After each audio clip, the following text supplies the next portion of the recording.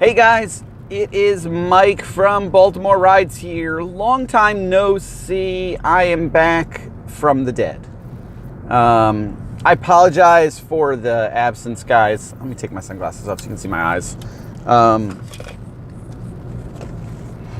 I apologize for the long-term absence, guys. There's been a lot of craziness going on in my life right now, and as is usually the case when when something significant is going on, if I can't process it and I can't, really wrap my head around it 100%, then it becomes kind of a thing.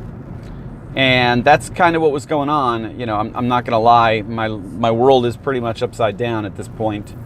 For the past 4 or 5 weeks, it has been, and honestly, I wasn't really able to talk about it in any kind of functional way without it just sounding like griping or whatever. So I haven't, and it's kind of consumed my social life and my non-Uber world, as is normally the case. And you guys know from the past that I talk to you guys about everything.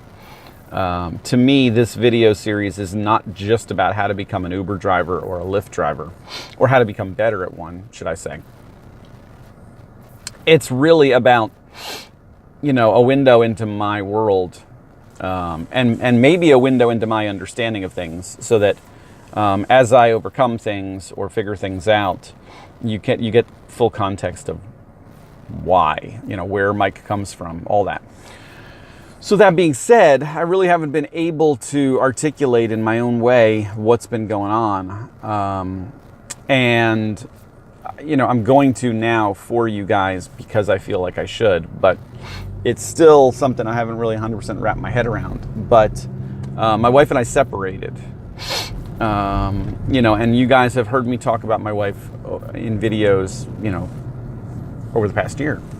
But my wife and I separated. We had been together for 18 years, married for 15, and was not an easy thing to do, was not an easy decision to make.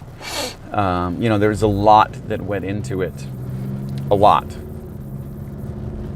But at the end of the day, it was the decision that I reached, and I didn't reach it easily, and it's hard.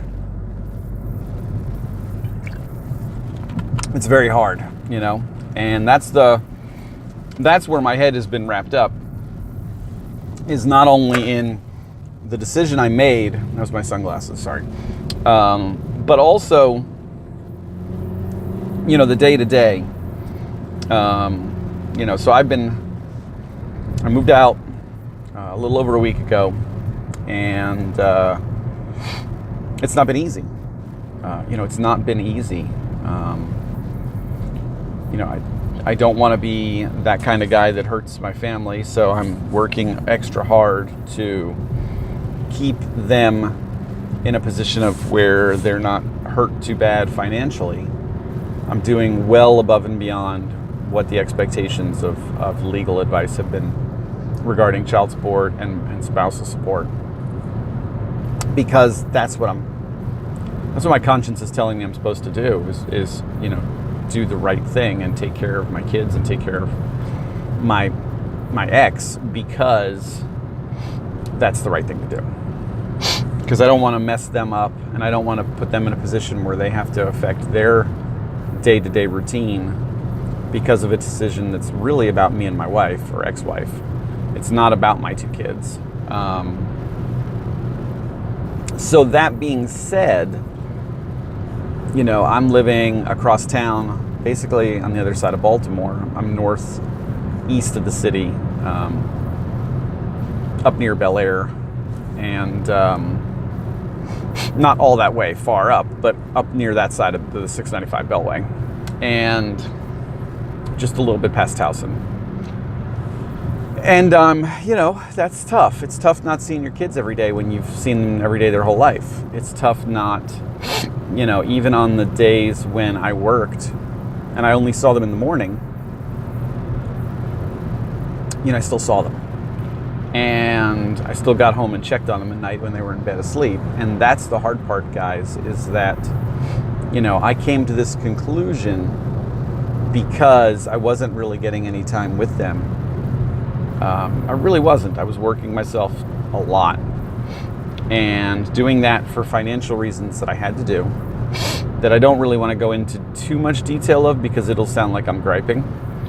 But I was doing what I thought was best financially, and in the long run it was taking time away from them. And then it got to the point where I felt like, okay, I'm not really around them much anyway, and my situation with my now ex-wife and I was pretty toxic. And toxic's a word that I use to describe, bad relationships, where the interaction between those two people is just bad. And it wasn't good for my ex-wife and I, but in the main thing, it wasn't really good for my kids because it was a bad influence on them. We weren't teaching them what a good relationship looks like. We weren't teaching them what adult men or adult women are supposed to act like when they're in a relationship, when they're in love with somebody. And, I have a daughter and I have a son. For my daughter, she's going to look up to me and date the kind of guys that treat her the way I treat my wife. And she's going to learn that behavior unspokenly. She's going to model herself and the guys that she's interested in off of that. And that's kind of the way it goes. And my wife and I didn't get along, and I wasn't really the best person I could be in that regard. So I didn't want my daughter to look for relationships that were as fractured and toxic as the one that my wife and I were in at the time. My son is going to role model himself after me, and he's going to treat women the way I treat my wife. And again, I'm not my best person when I'm in her company. She's not her best person when she's in my company. And that's a tough pill to swallow, that you've become or changed or whatever or evolved into this relationship where you guys are no longer healthy around each other, from a relationship standpoint.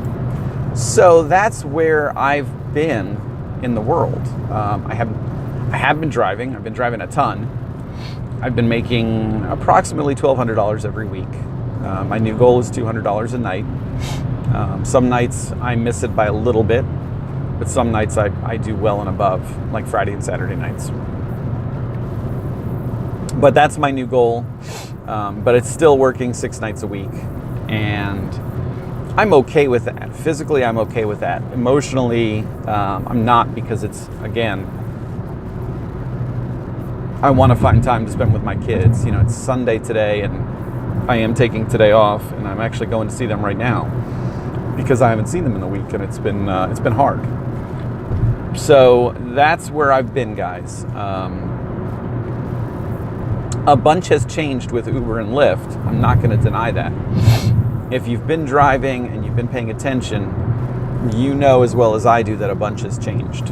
There's been some announcements. Lyft has updated their dashboard. Uber's made some subtle changes. And they're both tweaking themselves to, again, become as close a mirror reflection of each other as possible, to retain drivers. But they're also tweaking themselves to try and edge and just get a little bit better at the way they treat drivers than their competitor. And I'd still drive with both. I find Uber is winning just a little bit more than Lyft because I'm driving in the Baltimore region. I'm not driving in DC, Virginia, unless I get rides that draw me down there, because I'm kind of staying, within a circle, within an area of effect, just in case anything's going on with my kids. I can be there. My mom, I can be there. Things like that. And so, that's one of my decisions that I've made, is that if I can make the money I need to make to support my family by staying closer and working in the Baltimore area, I'm going to. You know, the day that my daughter hurt herself last fall, tried to commit suicide, I was in DC. And when I got the call from the school that my daughter was being rushed to the emergency room, it took me 2 hours to get home because I was in DC in the middle of rush hour. And, you know, I like DC, guys. I really do. I like driving down there. The money's good. The people are good. It's a different type of clientele, you know. And I'm not just saying like the snooty, bougie DC people, but I mean just DC in general. People are a little bit different down there than Baltimore. But, you know, I've got a mom who had a stroke recently. I've got kids right now that I don't know how they're feeling. Today's going to be my first day to really gauge how they're taking all this. You know, my daughter's not talking to me right now on the phone. She's really upset with me because, you know, just because. And I don't want to be an hour or two away if something happens with my mom or if something happens with my kids. And that would just, you know, it would be brutal. So I'm going to try and stay close to home and drive the Baltimore area, guys. And if I can, it'll be a good thing. You know, now Baltimore has done some things that are really, really smart. For one, if you've noticed, Baltimore's boost zones for Uber are relatively indicative of what they should be. I was driving last night, Saturday night, you know, 2.5, 2.4, 2.1, 1.9. I mean, the downtown, Fells Point, Fed Hill, Inner Harbor area where most of the action is in Baltimore at night, during the night scene. The boost zones were very much relative to what they should have been. The same numbers that you would typically see down in DC. Now, you're not getting Quest. There's no Quest in the state of Maryland. And the reason for that is, and I understand why now, Maryland as a zone is the whole state of Maryland, except that little bubble around DC, around the 495 Beltway, which is DC's Beltway. Now, by separating those two geographical areas, by calling DC, or greater DC, I should say, one thing, and the rest of Maryland another, Uber can figure out where a ride originated and say, okay, that's a DC ride for a DC incentive. The rest is the rest. And Quest, guys, is not something you're going to see in the suburbs. It's really not. It's really a driving force to try and get us to drive more. It's just to get us to drive more. You know, Lyft's Power Driver Bonus is a more specific version of that, where not only do they get you to drive more, but they get you to drive the times they want, because they have those power drivers zones or times where you have to drive during basically rush hour. Uber's stance has always been just drive a whole bunch. Lyft's stance has been drive specifically when we're the busiest, when we get the most demand. But they both are still based around a certain model. Now, Lyft's is different. Lyft says if you're a Maryland, DC, Virginia driver, you can drive anywhere in those areas and your power driver bonus counts. But it has to be in the times they tell you to drive. Uber's strategy is you just have to drive where we want you to drive. We don't care what time you drive, because chances are if you're trying to get a big number, you're going to be driving when it's busiest. So kind of two different ways to, you know, to get to the same problem. And I'm okay with that, guys. I'm okay. I've never hit the Lyft thing because I don't drive morning rush hour. I really don't. And, you know, it's May 6th. It's exactly 1 day past my quote-unquote 1 year anniversary as a ride-sharing person. And my body clock is tuned very efficiently to sleep a certain amount at a certain time, and be awake late. Be awake till 3:30 in the morning, 4 o'clock in the morning, when I get home and get something to eat, and then I go to bed. And is it tricky sometimes on your body clock versus the rest of the world? Yeah, a little bit. But it's something we get used to as drivers. We get used to slight changes in our body clock. We get used to light acuity. Right now, guys, I'm squinting, and it's an overcast kind of day. I mean, the sun is out, but it's my eyes are used to driving at night. I would be wearing my sunglasses under normal circumstances, but actually, I'm going to put them back on. But I didn't want you guys just staring into a bunch of sunglasses the whole ride, especially when I was talking about something that's what I think very serious. So to get back to where I was started from, my head has not really been in the game for this YouTube channel. And that's not that I don't love you guys. It's not. You guys have been texting me, making sure I'm okay. But it wasn't something that I felt comfortable talking about. And I knew if I wasn't comfortable talking about it, I wasn't going to be able to talk about it the right way. So, it's not an easy decision. It's not a decision I really would wish on anybody because it's very difficult. It doesn't feel like a win situation. It feels like a lose-lose situation, but a mitigating loss. I'm trying to mitigate long-term loss. I'm trying to make the decision that's best over time for everybody. And while it hurts right now and it sucks right now and it's not fun for anybody right now to adjust to things being different, over time I hope it's going to get better. And I'm adjusting just like everybody else is. It's not easy. So that's why I couldn't wrap my head around it. I couldn't talk about it in a clear way without getting emotional, without sounding possibly negative or toxic. And I didn't want to do that to you guys because I just didn't want to, And it's not that my wife or ex-wife is a bad person. She's not. She's just a bad person for me because we've become very toxic towards each other. But in the rest of her circles, she's actually a good person. She's a good mom. She's a very good person.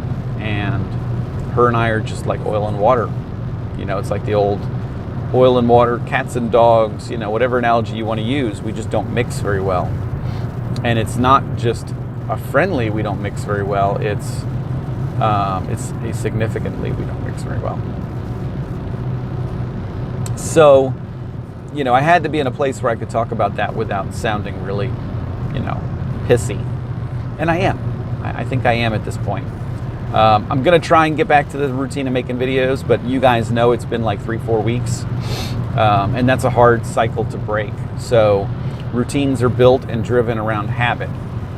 And I will get back into the habit of doing it, but it's going to take me a little while to jumpstart. So please be patient with me, guys. Thank you, everybody that's been missing me and been patiently waiting for me to make another video. I really do appreciate that.